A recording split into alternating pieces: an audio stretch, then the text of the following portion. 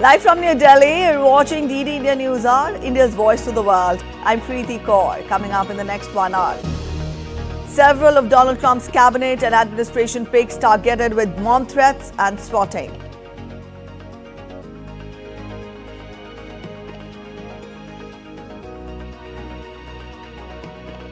Mexican president discusses migration and drug trafficking with Donald Trump hours after warning retaliation over his tariff threats.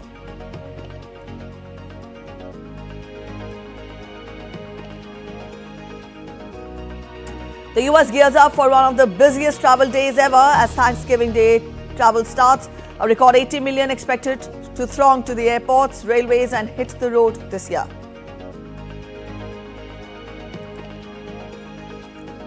Thousands return home in Lebanon as ceasefire between Israel and Hezbollah takes hold.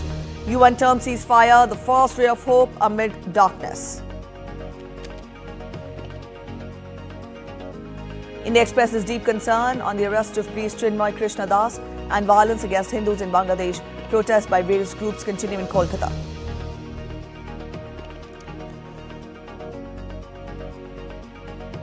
And in sports, Liverpool regained top spot in Champions League table, register first victory over Real Madrid in 15 years with a dominant 2-0 win.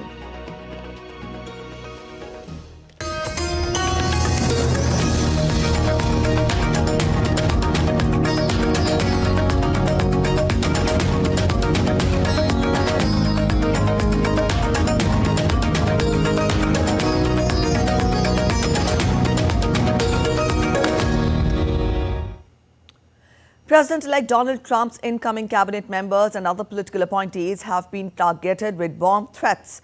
Spokesperson for the U.S. President-elect Caroline Leavitt said in a statement that the threats were made on Tuesday night and Wednesday morning.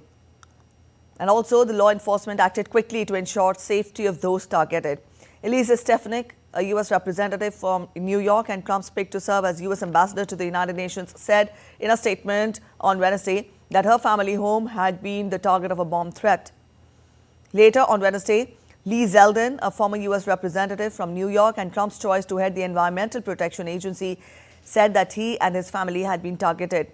An FBI spokesperson said that the Bureau is aware of numerous bomb threats and awaiting incidents targeting incoming administrating nominees and appointees and is working with its law enforcement partners. The White House said outgoing President Joe Biden has been briefed on the threats. U.S. President-elect Donald Trump said on Wednesday that Mexico's leader had agreed to stop migration during a conversation between the pair, effectively closing the border between their countries.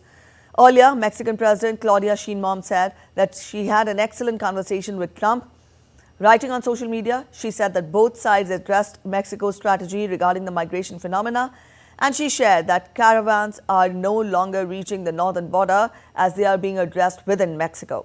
The update from the Mexican president comes after Trump jolted trade relations with Mexico by saying earlier this week that he would impose a 25% tariff on all goods from the country unless Mexican authorities stopped migrants and drugs such as fentanyl from coming across the border.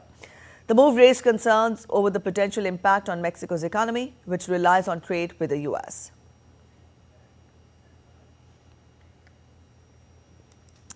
Updates on the West Asia conflict now. Thousands of Lebanese displaced by the conflict between Israel and Hezbollah returned home on Wednesday as a ceasefire took hold, driving cars stacked with personal belongings and defying warnings from Lebanese and Israeli troops to stay away from some areas.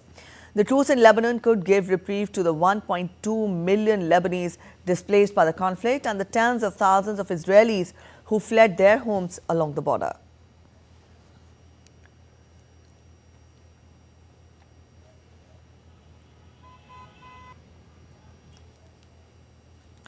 The Israeli army has meanwhile announced restrictions on Wednesday on people's movement in South Lebanon after dark.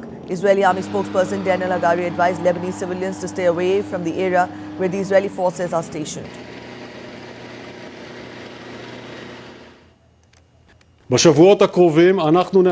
Residents of Lebanon, as you have seen throughout the war, we do what we say. For your protection, we ask you to stay away from the area where our forces are. The ceasefire agreement is phased, and we will let you know when it is safe to return to the area. United Nations Secretary General Antonio Guterres termed the truce between Israel and Hezbollah as the first ray of hope in the regional conflict after months of escalation. Taking to media and also talking to media persons in Portugal, the UN chief said that it is essential that those who signed the ceasefire commitment respect it in full. He also reiterated his call for an immediate ceasefire in Gaza. Eu tive ontem sinal. I would say the first ray of hope regarding the peace I received amidst the darkness of the last few months. I received it in Portugal, and it was the agreement to ceasefire in relation to Lebanon, and a moment of great importance, especially for civilians. And at the same time, I can assure you that UNIFIL, the United Nations Peacekeeping Force, which has been in Lebanon, is currently prepared to make its contribution to verifying this ceasefire with full commitment. A day after a ceasefire deal between Israel and Hezbollah was announced, the group has vowed to continue its resistance and support Palestinians, including the fighters. In the first statement by Hezbollah's operations center since the deal was announced, the group made no direct mention of the ceasefire deal. The deal, brokered by the US and France, ended the deadliest confrontation between Israel and Hezbollah in years. Israel is still fighting Hamas in the Gaza Strip.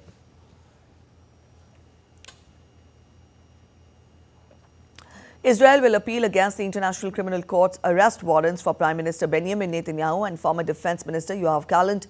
Israel's Prime Minister's office, in a statement, said that it had informed the ICC of its intention to appeal to the court, along with demand to delay implementation of the arrest warrants.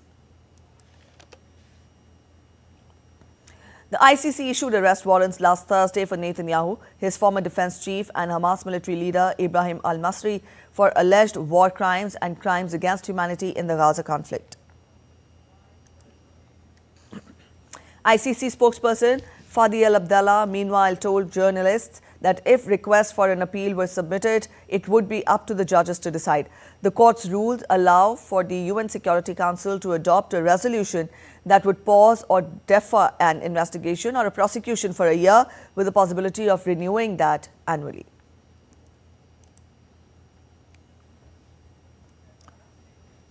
All right, DD India's Amit Mukherjee joins us with more. Amit, good morning. Now, just after close to 24 hours yesterday, we saw that Hamas had also initiated, or for that matter, agreed to a truce with Israel. Get us the latest on this. What is the status update? That's right, Preeti. In fact, Hamas has been very, very emphatic in sending out signals that they are ready for a ceasefire. In fact, they have made several statements before, press agencies, saying that they have reached out to the mediators like Egypt, Qatar, as well as, the other countries who have been involved in this whole process of peacemaking, brokering a peace deal between Israel and Hamas. But as far as Israel is concerned, they are very, very clear about their goals. Their goals are very different from what we saw with Hezbollah in Lebanon. They are very, very clear. In fact, they categorically stated that, Benjamin Netanyahu has been saying that eradication of Hamas is the ultimate goal, and also the release of the 101 hostages, which are still in captivity. They are under, in various places in Gaza. They are under the control of Hamas operatives right now. So the release of these hostages, as well as elimination, total eradication of Hamas, is the ultimate goal. And they have also declined for any sort of a peace agreement as of now. Although US has renewed its effort, to kind of start again talks between Israel and Hamas to reach a settlement between the two and end the conflict, which has been now raging for more than a year. But as far as Israel is concerned, they are treating Lebanon, the ceasefire with Hezbollah and the conflict with Hamas as two different subjects completely. Preeti? All right, Amit, also when we talk of the truce between Hezbollah and Israel, this was intended to facilitate the return of the people on both sides displaced by the conflict. Get us more into how is it being executed? What ground inputs are you picking up? See, Preeti, basically this agreement is between the government of Lebanon and the government of Israel, the two legitimate entities which are involved out there. Now, Hezbollah doesn't really figure in it, but it's the responsibility of the Lebanon government now to demilitarize the, to remove all those Hezbollah operatives which have been there in the southern part of Lebanon and have been, mounting attacks on Israel. So the prime objective of this 13-point settlement, number one, it would be the responsibility of the Lebanon government to kind of clear the area, which is, bordering, it's called the blue line, the border between Lebanon and Israel, to remove all Hezbollah operatives, heavy weaponries which have been deployed out there and were being used against operations against Israel. So those have to be removed. And also, I would like to tell you that this is very similar to the agreement which was reached in 2006, where a similar war between Israel and again Hezbollah had were going on. In 2006 it ended, and the UN resolution, which is referred to as the 1701 resolution, it also called for a similar sort of removal of Hezbollah operatives, ensuring that they do not, have all those, launch pads which they have been using against Israel.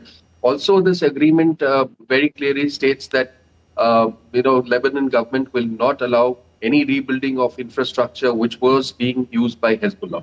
So primarily, only then, and as of now, it's just about 24 hours that has happened. And going further, both the Israel has also said that it will not withdraw its troops as of now, and it will only happen slowly when residents are again, they are able to get back to their homes. As you correctly mentioned, about 1 million people, 1 million people have been displaced because of this war in Lebanon, as well as about 60,000 Israelis who have been displaced from northern Israel because of this ongoing war or conflict between Hezbollah and Israel. Preeti? All right, Amit, we'll leave it here. Thank you so much for joining in with those details. All right, let's get to updates on the Russia-Ukraine crisis now. U.S. President-elect Donald Trump has tapped Keith Kellogg, a retired lieutenant general who has presented him with a plan to end the conflict in Ukraine, to serve as a special envoy for the conflict on Wednesday. Kellogg will likely play a central role in attempting to resolve the conflict in his new position. He was the chief of staff for the White House National Security Council during Trump's 2017-2021 term and national security advisor to the then Vice President Mike Pence. Although currently there is no special envoy for the Ukraine conflict, Trump has previously shown interest in establishing the role. Keith has led a distinguished military and business career, including serving in highly sensitive national security roles in Trump's administration.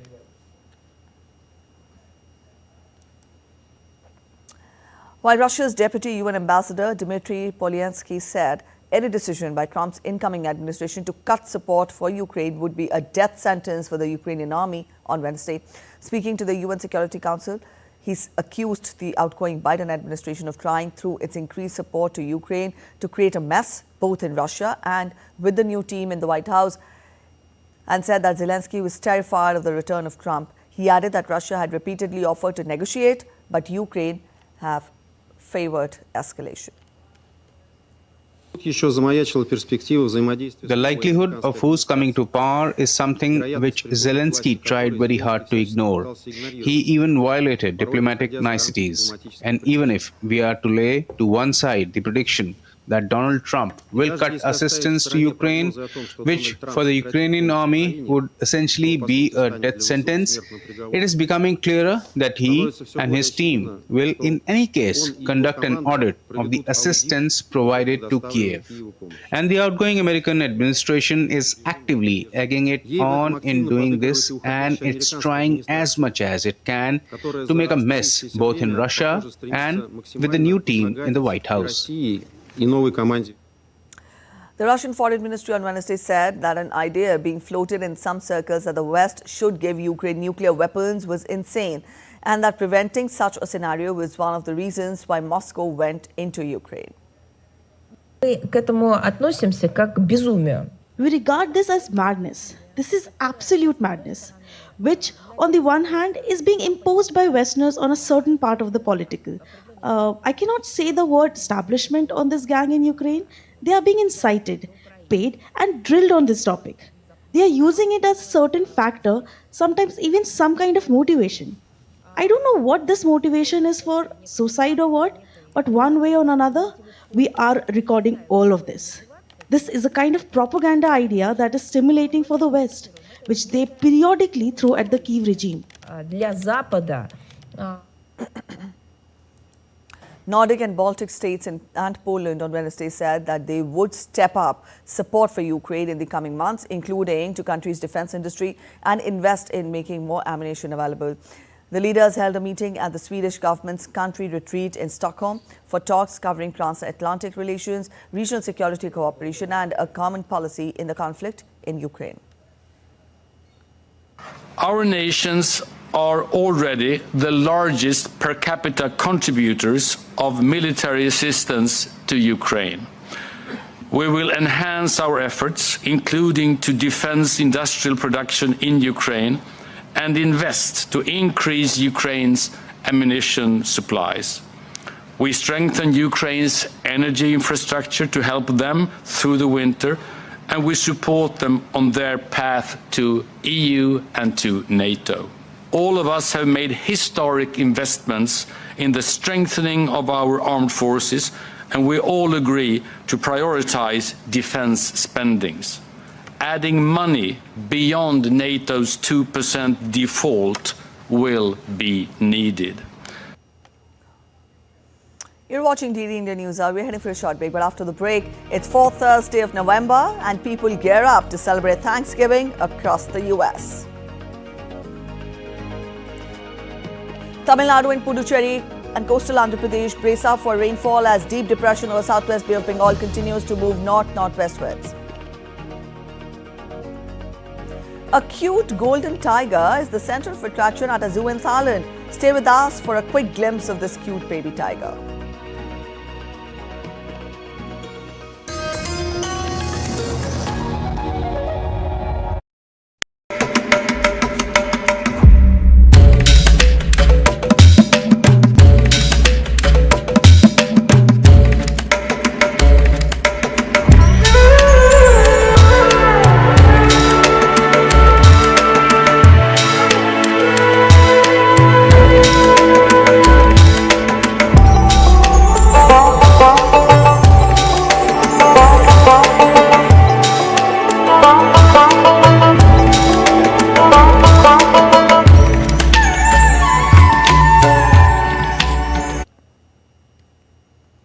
Welcome back after the break. You're watching DD India News Hour. Let's continue getting you more international updates. Bangladesh has plunged into an unprecedented turmoil. At least 6 people have been arrested and 21 detained in the case involving the death of an advocate during clashes following the arrest of a Hindu monk, Chinmoy Krishnadas Brahmachari. Meanwhile, India-based think tank Risks and Rights Analysis Group has gone after UNIS government by filing a complaint with UN Working Group on what they call the arbitrary detention of Das by Bangladesh government. We get to more in this report ahead. The visuals on your screen are of massive protests in Bangladesh that follow the arrest of the Hindu leader Chinmoy Krishnadas Brahmachari. He was arrested on Monday on sedition charges and denied bail on Tuesday. Bangladesh's High Court on Wednesday asked the government to inform the court about the stance that it took regarding Hindu religious organization ISKCON, its activities, and what steps it has taken about it. The court also passed the order after hearing a writ petition seeking a ban on ISKCON and issuance of Section 144 in Chattogram and Rangpur to ward off any unwanted incident. The court ordered Attorney General Asaduzzaman to apprise them of the government's stance over the issue by Thursday, reports United News of Bangladesh. The Chittagong police have arrested at least 6 people suspected to be involved in the death of the advocate Saiful Islam during clashes, while police attempted to transport Sanatan Jagran Manch spokesperson Chinmoy Prabhu to jail. According to official sources, the police have detained another 21 persons for their alleged involvement in the vandalism and carrying out of attacks on the law enforcement members during the clash on Tuesday in Chittagong court premises. ISKCON Pundrik Dham's Chinmoy Krishnadas and Bangladesh Samilit Sanatan Jagran Jyoth have been advocating on behalf of the Hindu community across Bangladesh, raising 8-point demands for the safety and rights of minorities. Chinmoy Prabhu was arrested by the Dhaka police on Monday from Dhaka airport while he reached there to catch a flight for Chittagong. India's ruling Bharatiya Janata Party leaders and workers, led by West Bengal leader of opposition Suvendu Adhikari, held a protest march to the Bangladesh consulate in Kolkata on Wednesday. In New Delhi, Union Minister Giriraj Singh said that attacks on Hindus in Bangladesh reflects that the interim government of that country is in the clutches of fundamentalists and sought the intervention of the United Nations in the matter. अब समय आ गया है कि अब संयुक्त राष्ट्र संघ को भी इस पर संज्ञान में लेना चाहिए. India's Ministry of External Affairs on Tuesday expressed deep concern over Chinmoy Krishna Das's arrest and denial of bail. New Delhi said that it's unfortunate that perpetrators of these incidents remain at large, while a religious leader is pressed with charges.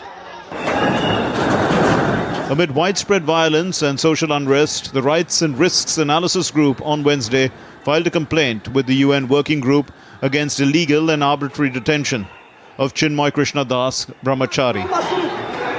The harassment of media personnel is also on the rise in Bangladesh. The Newspaper Owners Association of Bangladesh has expressed its serious concern over frequent attacks on the freedom of the media in the country. Committee to Protect Journalists, a US-based global media rights body, also called for a swift investigation into the threats of violence against leading dailies of Bangladesh, the Daily Star and Pratham Alo, which were threatened in recent days. With Naval Singh Parmar in Dhaka, Bureau Report, DD India. All right, Naval Singh Parmar joins us on phone line from Dhaka. Naval Singh, good morning. Get us the latest on what is the ground situation. We'll tell our viewers that the unrest still continues. Yes, today there is a hearing in High Court of Bangladesh regarding the writ petition filed by one of the lawyer here in Supreme Court of Bangladesh on the issue of to ban ISKCON organization here in Bangladesh, and the court has asked to Attorney General of Bangladesh to clear its stand, government stand regarding the matter of ISKCON. So today is a crucial day, and the outcome will be there, and what will be the government stand, it is we have to see. The situation is very tense, and regarding the media attacks on media and the intimidation of media houses. Yesterday, the opposition, Eastwell opposition, now BNP, Bangladesh Nationalist Party, General Secretary Mirza Fakhrul strongly condemned the attacks on the media freedom, and particularly the issue happened last week against the Pratham Alo and the Daily Star. Both are the leading dailies of Bangladesh. So he has condemned this strongly and asked for the free and fair, free and liberal media in Bangladesh, and asked government to take all necessary measures to avoid such kind of incident further here in Bangladesh. All right, Naval Singh, thank you so much for joining in with those details. And now we'll get you some weather-related updates. Parts of Sri Lanka continue to remain under the impact of the adverse weather due to deep depression in southwest Bay of Bengal. As per the Met Department in Sri Lanka, the deep depression was located 100 kilometers northeast of Trincomalee at around 2:30 a.m. today. The advisory stated that the storm is likely to move slowly north-northwestwards closer to the east coast of Sri Lanka and intensify further into a cyclonic storm today.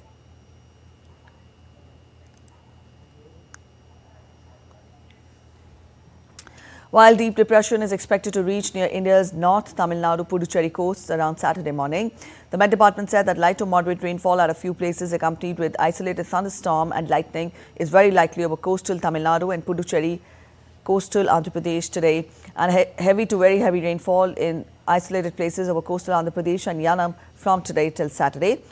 Meanwhile, Chief Minister M.K. Stalin chaired a high-level meeting to review preparedness, deploying National Disaster Response Force and state teams to vulnerable district.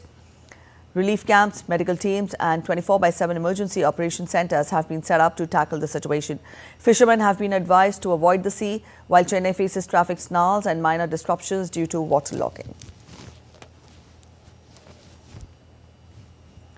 Whereas holiday has been declared for all schools and colleges in Puducherry and Karaikal on Thursday due to heavy rains. Dr. Ahmed Moin Farooqi joins us from Colombo. Ahmed, we've just given the precautionary measures which have been made here in India with regard to the movement of the deep depression. You're there in Sri Lanka. Let us know the latest. Get us more on the movement of the deep depression. What is expected through the day? Very good morning to you, Preeti, and to all of our viewers. Yes, the adverse weather continues to batter Sri Lanka. In fact, the northern and the north central areas of the island continue to be under the impact of the deep depression. It was expected that it would turn into and intensify into a cyclonic storm last night, but the IMD as well as the Met Department of Sri Lanka, they have said that the intensification might happen today in the early part of the day, and later on it will continue to move northwestwards, that is towards Indian subcontinent and towards the Indian coast.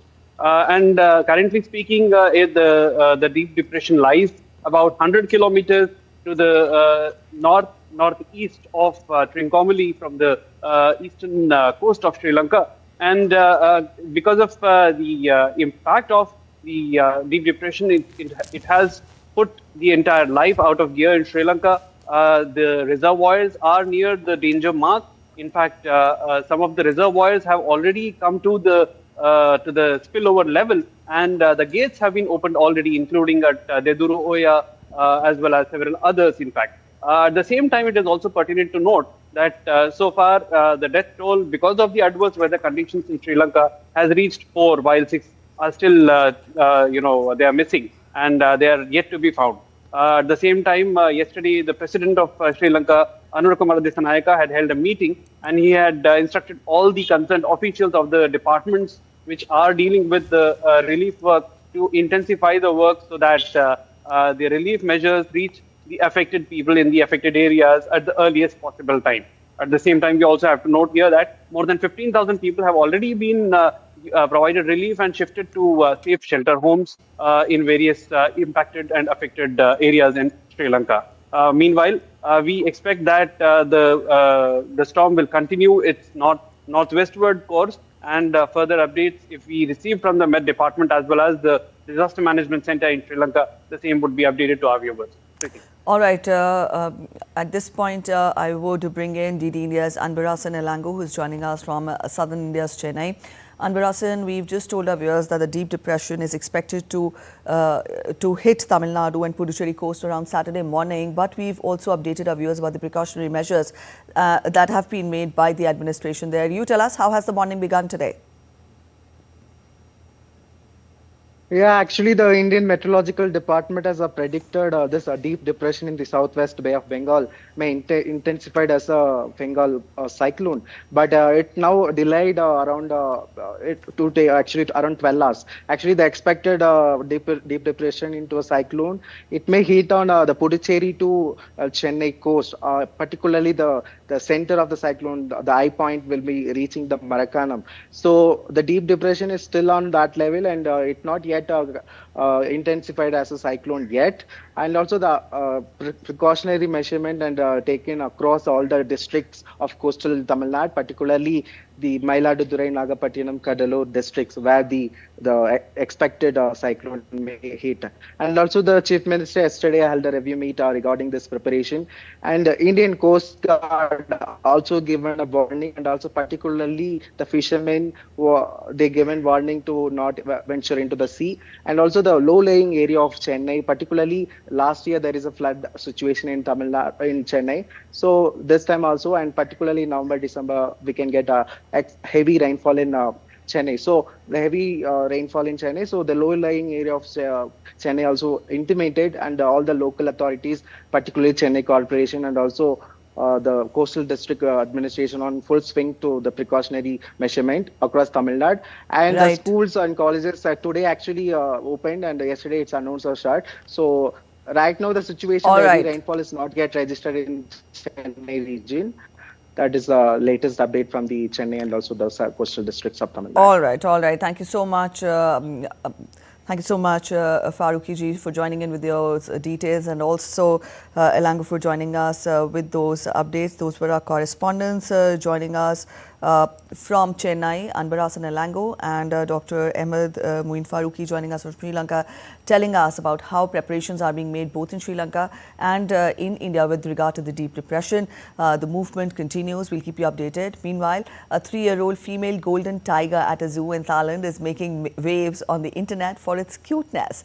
The photo of the tigress, named Ava, shared by Chiang My Night Safari, amass thousands of likes and shares within days. The animals are giving tough fight to baby pygmy hippo Moo Dang. Golden tigers are a rare variant of the Bengal tiger, characterized by a recessive color-changing gene.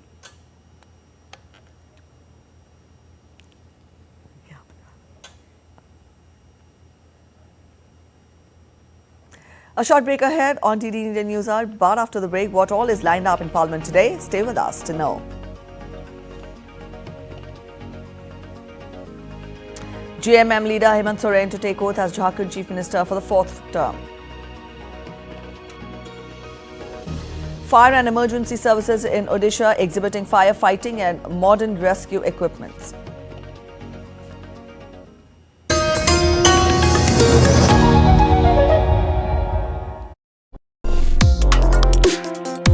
Complex issues, hidden agendas, twists and turns, strategic games. We think all dots are linked. We just need to connect them. Join me every week as I connect the dots to unravel hidden designs in statecraft, mysteries, and decode issues that matter to you. Watch Connecting the Dots with me at these times on DD India.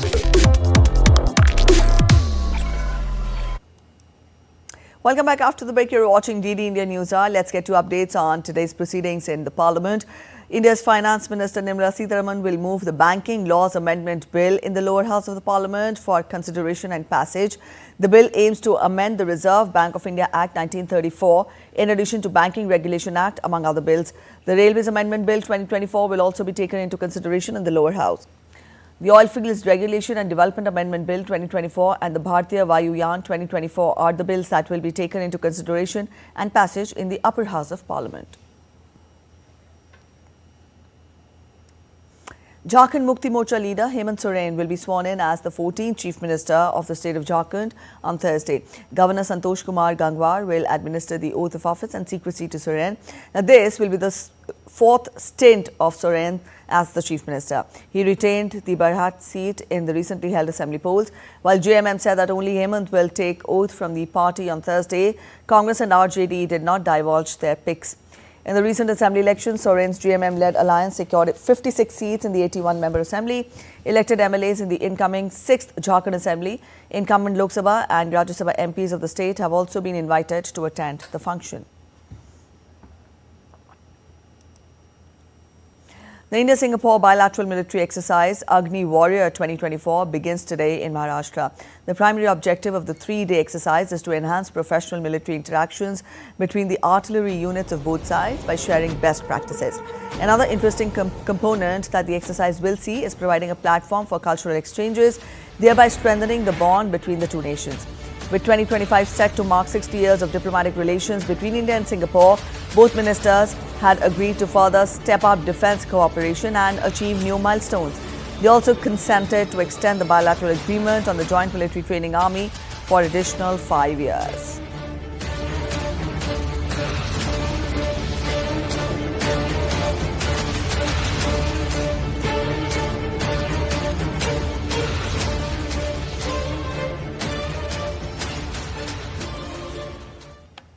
The Government of India is taking concrete steps to boost the domestic supply of diammonium phosphate, that is DAP fertilizers, and address issues of availability at local levels.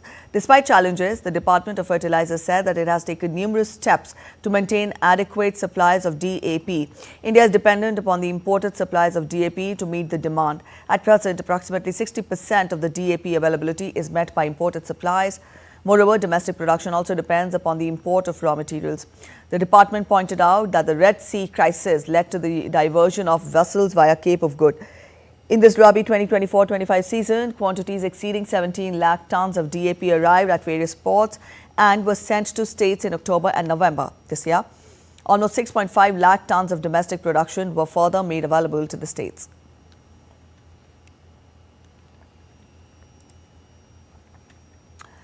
Bharat National Cybersecurity Exercise is playing a critical role in strengthening India's cyber defense. The platform brings together stakeholders from government and industry through brainstorming sessions, practical exposure and simulated scenarios.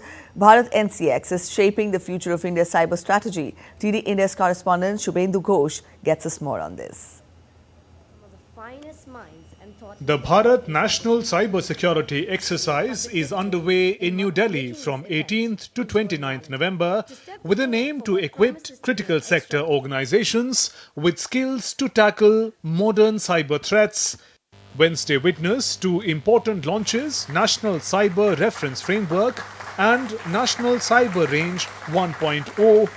NCRF provides a structured approach to cybersecurity governance, and NCR 1.0 is a cutting-edge facility for cybersecurity research training.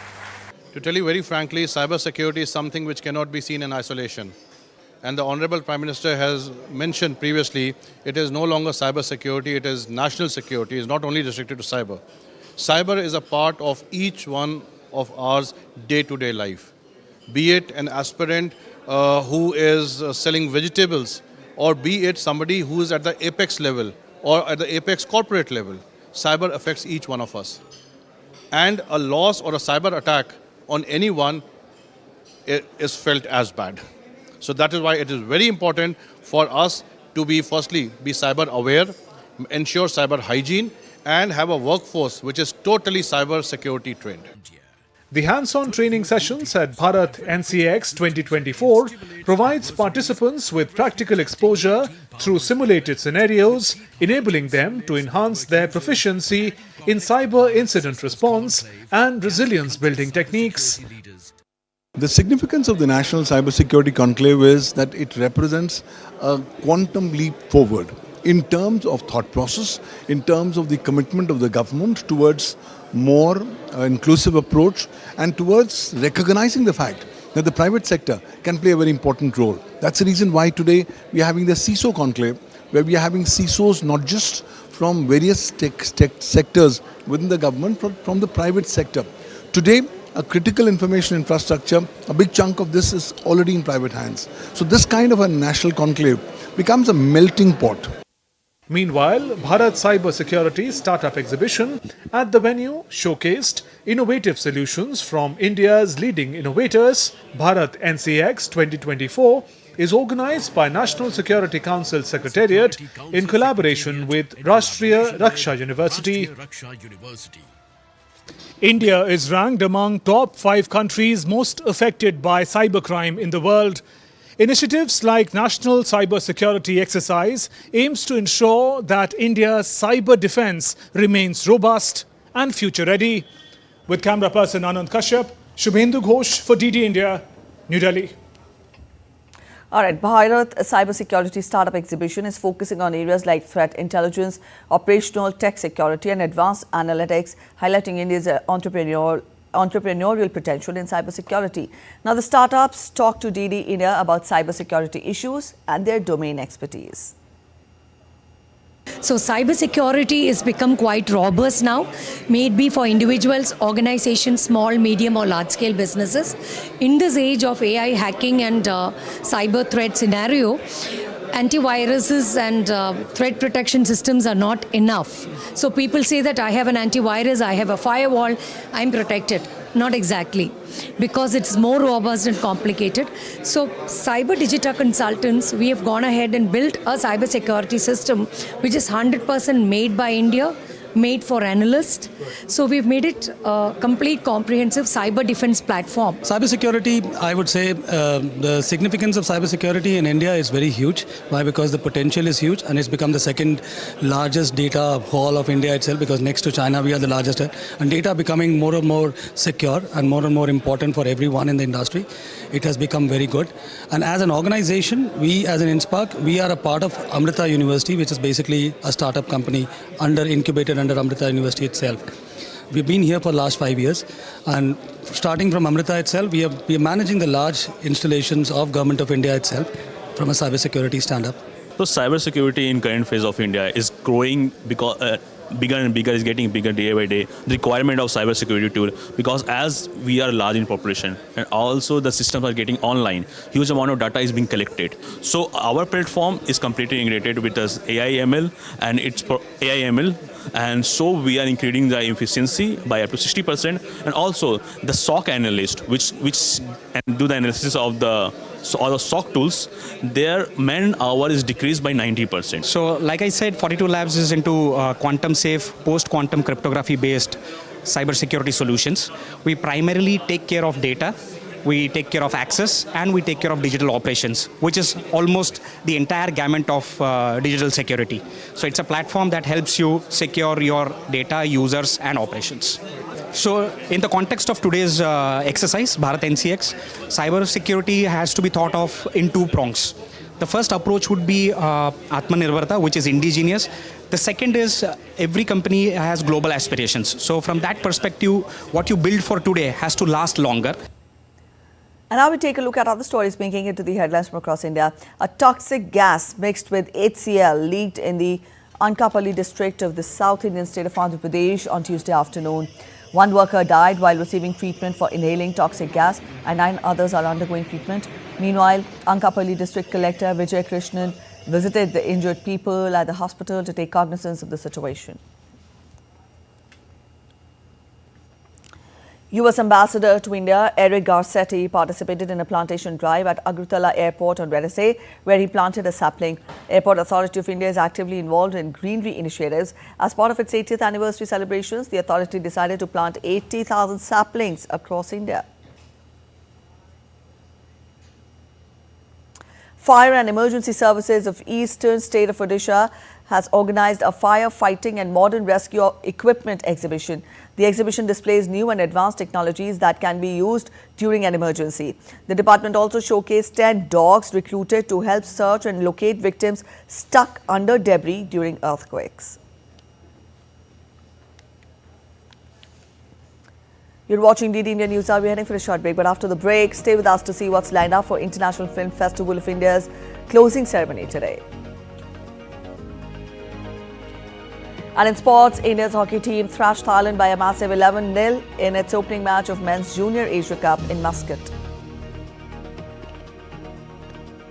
Marking its 20th Christmas anniversary, Tivoli Gardens in Copenhagen enthralls the locals as a Nordic-inspired winter wonderland.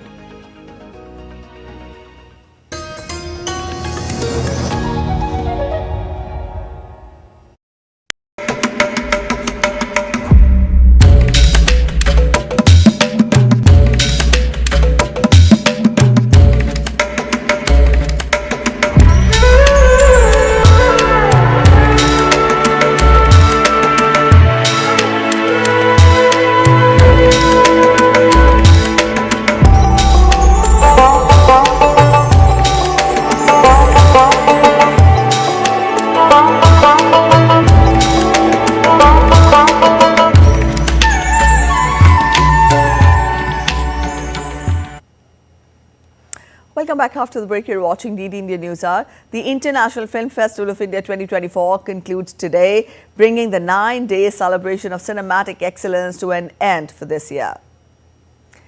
It started with a bang and it was filled with memorable film premieres and panel discussions. Numerous celebrities from Bollywood and Hollywood made their presence felt. And if you feel that the starry presence at IFFI this year is over, you are mistaken, as the closing ceremony today will also be a star-studded affair. In all, IFFI has been a platform for fostering deeper understanding and appreciation of films. It provided a single platform for ambitious filmmakers, cinestars, also industry professionals to have access to excellent cinema from across the world. And DD India correspondent Deepika Mahato talks exclusively to Indian veteran actress Rakhi Gulzar. The actress talks about the diverse journey of India's public service broadcaster Doordarshan and its impact on Indian entertainment and culture over the years. Let's listen in.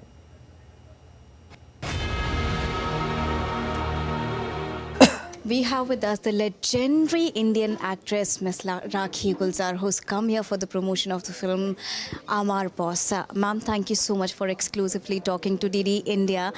You've been talking about DD India and the channel itself, and you've seen the changes. आज तो DD India है ना, हमारे घर में, हमारे family में मेरे डैडी, मम्मी, वो जो ऑल इंडिया रेडियो था ना पहले, उनके भरोसे पे रहते थे। फिर डीडी दूरदर्शन जब शुरू हुआ तो they were all dependent on that. आज तो हज़ारों चैनल है, ठीक है। सो ये एक रिमार्केबल है जो चले आ रहे हैं, ठीक है। And I continue to do that. Ma'am, when we talk about cinema, you've seen the changes in cinema, a transformational journey that you've seen over the years. When we talk about women's role in Indian cinema today, where do you see it? Don't you think that change is inevitable? जब हम आए थे, हमसे पहले जो लोग थे, हमने उनको रिप्लेस किया है कि नहीं? उससे पहले जो एक एक्टिंग का एक तरीका था, थोड़ा सा थिएट्रिकल, थोड़ा सा ये, वो आहिस्ता आहिस्ता आहिस्ता आहिस्ता आहिस्ता होते नॉर्मलाइज होते गए। आज जो नए नए जो लोग आ रहे हैं, I am absolutely 100% sure it will be better and better and better, चाहे किसी भी फील्ड में हो। मुझे लगता है कि हम लोग आगे की तरफ बढ़ेंगे, ऐसा नहीं है, बैठ नहीं जाएंगे किसी जगह, ठीक है। अब कंपटीशन में कहीं भी जा रहे हैं, समझे ना। So this is the way it is, open up हो गया सब, ठीक है। लड़कियां पढ़ रही हैं, काम कर रही हैं, ये कर रही हैं, वो कर रही हैं, सब कुछ कर रही हैं। When we talk about Amar Boss, you approved a picture after a very long time. What was that one thing that touched your heart? The subject.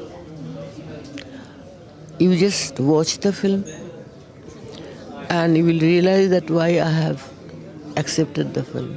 It was very, very necessary to people to see that कि घर के लड़के लड़कियां काम करने जा रहे हैं, सीनियर सिटीजन माँ बाप, उनको आप बहुत आराम से रख सकते हो, ढेरों पैसे दे सकते हो, नर्स रख सकते हो, सब कुछ कर सकते हो, बट टच, वो जो एक टच होता है, पर्सनल टच, वो मिस हो जाता है। व्हाट इज़ द उसका सोल्यूशन क्या है? एक कहानी इसके ऊपर है कि बॉस कौन है। पहले ज़माने में माँ बाप होते थे बॉस, जो आज सुबह दिखा है 27 डाउन, और ये उसका उल्टा है। अब माँ बाप पूछ रहे हैं कि कौन है मेरा बॉस। एक लड़का सफ़र करता है क्योंकि बाप के ज़िद के ऊपर, दैट इज़ 27 डाउन। और एक यहाँ है जो माँ एजुकेटेड है, सब कुछ है, एंड सिंस लड़के काम कर रहे हैं, उनका ऑफिस है, ये है वो है, she just like a good for nothing. Why? That is the subject. When we talk about the direction of any film, when we see it in Hindi, Bollywood cinema, one change that you want to see in today's time? No, technically तो बहुत change हुआ है, but director will remain a director. Cinema photographer is going to remain that, sound, everything. It's a teamwork. Only director कुछ नहीं कर सकता। Each and every department is very very important. जैसे हमारे गवर्नमेंट है, कितने सारे डिपार्टमेंट हैं, सब मिल के चलते हैं ना, तभी जाके तो सक्सेसफुल होता है, नहीं तो नहीं होता है। That is my thinking. This is my thinking. Now are the days when we are seeing OTT as well, over the top. You would have heard that Prasar Bharati has also launched its own OTT app, and Ramayan is also coming on OTT app. What are your thoughts on that? नहीं, it's okay, technology आगे बढ़ रहा है। अभी जो cinema hall में नहीं जा सकते, एटलीस्ट वो देख तो सकते हैं। अगर कोई बीमार है, for instance, if I want to see a film after 5 years, I won't be able to go to a theater. It's better to see it on the screen in house. So that is an advantage. I think so. Thank you so much, ma'am, for talking exclusive. Okay. With camera person Ajit, this is Deepika reporting for DD India. India's public broadcaster Prasar Bharati has recently launched Waves, entering the field of OTT platform. Also, Waves provides a complete infotainment ecosystem to digital media and OTT audience. If you want great content for free, then download Waves today. All right, from entertainment, we now turn focus to sports. Liverpool regained top spot in the Champions League table and registered a final victory over Real Madrid in 15 years with a dominant 2-0 win, courtesy of goals from Alexis Mac Allister and Cody Gakpo. It was a miserable night for the Spaniards, who are now 24th in the 36-team competition. Kylian Mbappe was well shackled and also missed a penalty that would have drawn Real a level against the run of play in the second half. The result continued boss Arne Slot's scintillating start at Liverpool, who, as well as their 100% Champions League record, also sit top of the Premier League by 8 points. Liverpool had not beaten Real Madrid since 2009, failing to win any of the previous 8 matches, including 2 painful Champions League final defeats. The Indian hockey team thrashed Thailand by a massive 11-0 in its opening match of Men's Junior Asia Cup in Muscat on Wednesday. Arajit Singh, Saurabh Anand and Gurjot Singh scored a brace, while Arshdeep Singh, Shardhanan Tiwari, Dilraj Singh, Rohit and Mukesh Topo scored 1 goal each to secure compressive victory. India maintained control over the ball from the start and quickly found the back of the net. They dominated the proceedings throughout the match, frequently foraying into the shooting circle to score a flurry of goals. India will face Japan in their second match on Friday. India's D. Gukesh made a strong comeback in the third game of FIDE World Chess Championship in Singapore on Wednesday. Gukesh handed defending champion Ding Liren his first defeat in the championship after 37 moves. The world's youngest challenger has drawn level with Liren on 1.5 points each. Liren had won the first game, while second ended in a draw. The fourth round will start on Friday after a rest day. The championship consists of 14 games. The first player to score 7.5 points will be crowned the champion. If the match ends in a tie after 14 games, a tiebreaker will be held on the following day to determine the winner. India's pace spearhead Jasprit Bumrah's superb efforts against Australia in the Perth Test helped him regain top position in the latest ICC Men's Test bowler rankings on Wednesday. Bumrah took 8 wickets during India's impressive win in the series opener to claim Player of the Match award. He clinched the title and climbed 2 spots to move ahead of South Africa quickly. Kagiso Rabada and Australia spinner Josh Hazlewood have been left behind. India batsman Yashasvi Jaiswal has moved to the second position in ICC Men's Test batter rankings following magnificent century against Australia in the Perth Test. Jaiswal smashed 161 to help swing the match in India's favour. England's Joe Root still holds a healthy lead to remain at the top of the rankings. Tivoli Gardens, a popular amusement park in Denmark's capital Copenhagen, has transformed into a festive Nordic-inspired winter wonderland to celebrate its 20th anniversary, Christmas anniversary in fact, with thousands of twinkling lights. The celebration marks a significant milestone for the historic amusement park, which continues to draw in crowds year after year.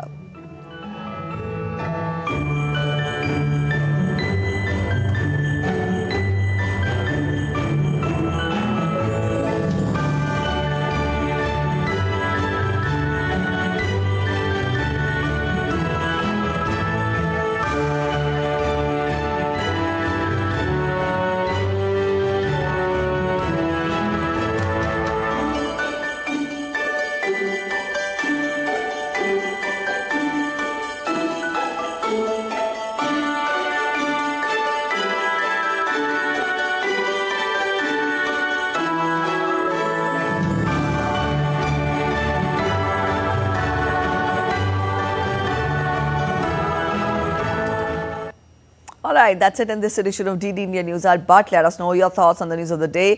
For those of you on the go, you can get all the latest news and updates from India and across the world on the DD India mobile app. This app is available on both Android and iOS platforms, and you can scan the respective QR codes. We'll be back with more news as it breaks here on DD India. I'm Preeti Kaur signing off, and from all of us at In Delhi, thanks for watching DD India News Hour.